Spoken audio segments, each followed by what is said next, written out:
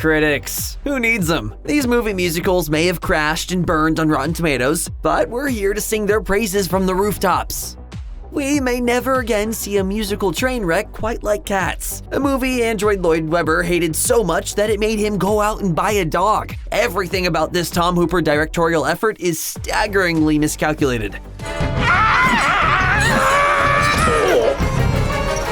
The way human faces are superimposed onto ungodly CG feline bodies, the weirdly flat backdrops, actors like Judi Dench and Ian McKellen crooning about milk and paws. The fact is, literally everything went wrong with Cats, which is also why it's so dang watchable. Yes, Cats is a monumental failure, make no mistake about it, but it's also a weirdly engaging cocktail of insanity that's more or less impossible to look away from. Horrifying scenes like Rebel Wilson peeling off her skin like it's a suit, or Judi Dench staring at the camera while intoning how a cat is not a dog. These are the kind of moments that stay with you to the grave. More than anything, Cats is a testament to the madness of human creativity, a costly and inexplicable disaster that nevertheless proves people are still capable of creating true nonsense. Entertaining in none of the ways it was intended to be, Cats really is the stuff of nightmares, and it's exactly what movie nights with friends were made for.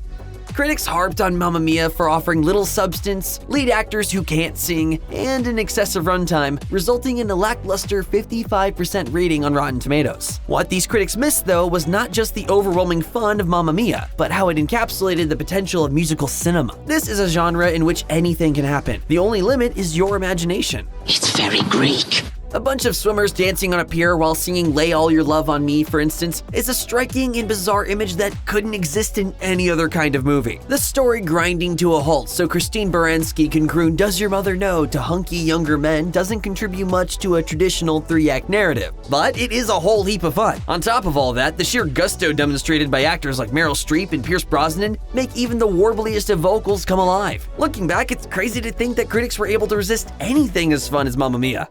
When Camp Rock first aired on the Disney Channel, it had a hard time escaping the shadow of its spiritual predecessor, High School Musical. And no question, this movie was clearly intended to mimic the success of Zac Efron and Vanessa Hudgens' 2006 Disney Channel classic. As the years have passed, though, more and more people have staked their loyalty to Camp Rock. And it turns out this feature has more to offer than just singing backup for High School Musical. For one thing, the intentionally arch performances have inspired countless memes, a testament to the earnestness of the story and its characters. For another, the soundtrack has become iconic among a whole generation of musical cinema lovers. This Is Me is especially beloved, not as a decent song by Disney Channel standards, but as a flat-out great musical number. And while it's not to everyone's taste, the movie's bubbly and frizzy aesthetic really lends itself to its escapist appeal. Of course, many fans are going to be into this mostly for the Jonas Brothers, but that doesn't mean there's nothing else to love here. Camp Rock's groovy vibes and peppy charm make it far more than a lackluster High School Musical knockoff.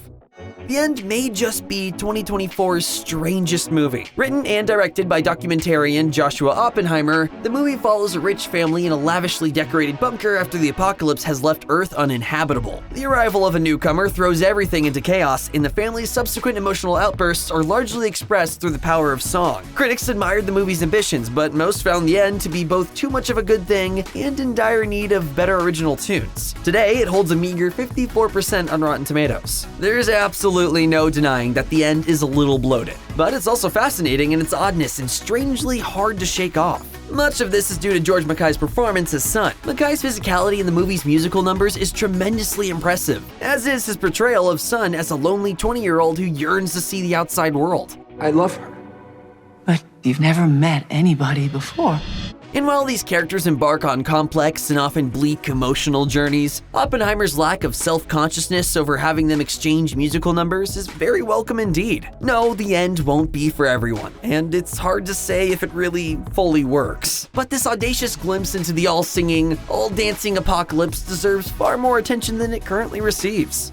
In November 2010, Christina Aguilera and Cher joined forces for Burlesque, the story of a small-town waitress trying to become a star at a scrappy burlesque club. The musical also featured Kristen Bell, Stanley Tucci, and all the glittery, extravagant costumes you could possibly dream about. Sadly, Burlesque was absolutely trashed when it hit theaters, with critics lamenting that its plot was just a rehash of other traditional musical plot lines from the mid-20th century. The dialogue was also universally skewered, as were many of the supporting performances. Nowadays, it holds holds a 37% on Rotten Tomatoes. Since its release, however, Burlesque has gained a dedicated cult following. On its 10th anniversary in 2020, Cher observed that many young girls had become enamored with the movie. See, I like that. Plot lines that may have been familiar to older film critics in 2010 were totally fresh for younger moviegoers who may have stumbled across Burlesque through streaming. Meanwhile, the film's extravagant musical numbers and unabashedly maximalist melodrama have further galvanized its fan base, as have a number of rowdy fan screenings at movie theaters. Fans' tremendous affection for the movie's two leading ladies has also helped Burlesque find its place in the zeitgeist, one that the critics couldn't possibly have predicted. As the Beatles once crooned, all you need is love. Many critics who saw Julie Taymor's Beatles-themed musical film Across the Universe, however, believed the movie needed a whole lot more. Reviews lambasted Taymor's vision for its incoherent storyline, lengthy runtime, and lack of involving characters, resulting in a 53% critics rating on Rotten Tomatoes. The funny thing is, Across the Universe absolutely deserves those criticisms. This is a fairly excessive movie driven more by visuals than characters, but that's precisely what so many people love about it. A pathos-driven story that constantly chases trippy visuals won't satisfy anyone looking for a traditional 3-act musical. Yet those qualities have made Across the Universe a gem for the fans who groove to Taymor's classical aesthetic, which offers something nearly as bold and unusual as the music of the Beatles itself. And of course, Universe has a killer soundtrack full of iconic tracks that are brought to life with endless imagination by a Broadway legend. The critics weren't entirely wrong about the flawed nature of Across the Universe, but for many, the movie's reliance on pop culture iconography and rejection of narrative form is something to be celebrated, not derided.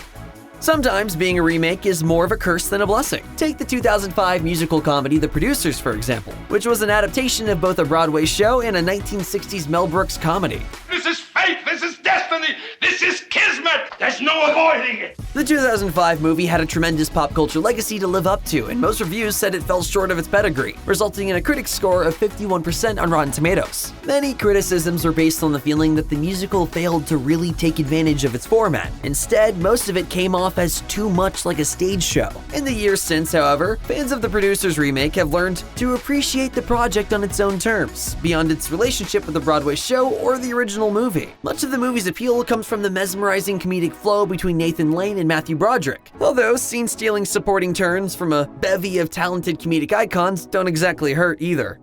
Joel Schumacher's 2004 adaptation of Phantom of the Opera was truly despised when it hit theaters, later garnering a woeful 33% on Rotten Tomatoes. Longtime fans of the stage show were appalled that his adaptation contorted and undercut its source material, not to mention casting actors like Gerard Butler, who seemed comically ill-suited to his role. There's a reason why Butler isn't exactly known as a song and dance man these days. The critical reception to Phantom of the Opera actually led the film's leading man to abandon the musical genre forever. But in the same way that Schumacher's other much derided blockbuster efforts have since gained a passionate following, Phantom itself later acquired a cult fan base. Over the last 2 decades, a new generation has shown up with Schumacher's Phantom of the Opera as their default version of Andrew Lloyd Webber's musical. That's a sharp contrast to 2004, when all anyone knew was the original. Back then, this movie seemed more like a rebuke of Webber's story more than anything else. For these younger fans, though, the Phantom of the Opera's luscious production design, swoon-worthy romanticism, and grand displays of emotion have proven irresistible. Schumacher's trademark dedication to sensualist moralism may have irritated audiences at the dawn of the 21st century, but over time, his movies have earned much-deserved reappraisals from movie fans. Phantom is perhaps the most deserving of them all. Critics derided the 1980 musical fantasy Xanadu for feeling hollow, despite its high production values, with many lambasting the choppy performances and overambitious visuals. Eventually, Xanadu's reputation saw it sweep the 1980 Golden Raspberry Awards, and its Rotten Tomatoes critics rating is a dismal 31%. While none of those grievances are too far off the mark, Xanadu does offer a kind of loopy charm even 40 years later. For starters, it's a musical that combines dance numbers, Greek gods, ELO, and Gene Kelly, and who can argue with that? Maybe I'm crazy, but what the hell? I haven't been crazy for over 35 years. Xanadu's campiest moments have become legendary for a reason, and the movie's sumptuous costumes and dance choreography are a treat to witness even today. It's also a rare movie musical that's brief in runtime, with all of this charming insanity running for just 93 minutes, with credits. And as the cherry on top, Xanadu was Gene Kelly's final film role. Though it may seem like a disappointing send-off for a silver screen legend, Kelly is more than capable of bringing some bona fide talent to all the silliness. Watching him take his final bow with such aplomb is reason enough to give Xanadu another go. If you think Xanadu is stuck in its era, just wait until you get a load of Can't Stop the Music. Nancy Walker's disco musical tells a fake origin story for the Village People, one in which they rise up as underdogs to prove skeptical music executives wrong about their powerful tunes. The whole thing was already out of date when it hit theaters in 1980, so you can probably imagine how it feels watching it today. Despite being savaged by critics upon release, something this crazy was nevertheless bound to attract legions of loyal fans. Lo and behold, Can't Stop the Music has acquired a cult fan base that adores the movie for its unique brand of glittery disco ball nonsense. And they certainly don't care about its paltry 22% Rotten Tomatoes rating. Of course, portraying one of America's goofiest and kitschiest bands as subversive artists striving to stick it to the man gives the movie a bizarre dissonance that only makes it more entertaining to midnight movie junkies. Can't Stop the Music is a failure, sure, but that doesn't mean you can't have a great time with it.